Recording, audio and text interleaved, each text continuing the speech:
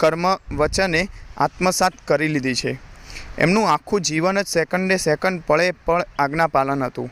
પ્રમુખ સ્વામી મહારાજનું જીવન ભક્તિ, જ્ઞાન, વૈરાગ્ય, ધર્મથી ભરપૂર હતું, પણ આપણને પચ પડે સમજાય એવી રીતે તેઓએ આ વાત કરી છે, કેમ કે તેઓએ જે આજ્ઞા પાડી છે એ તો ભગવાનમય, શાસ્ત્રીજી મહારાજમય થઈને પાડી છે।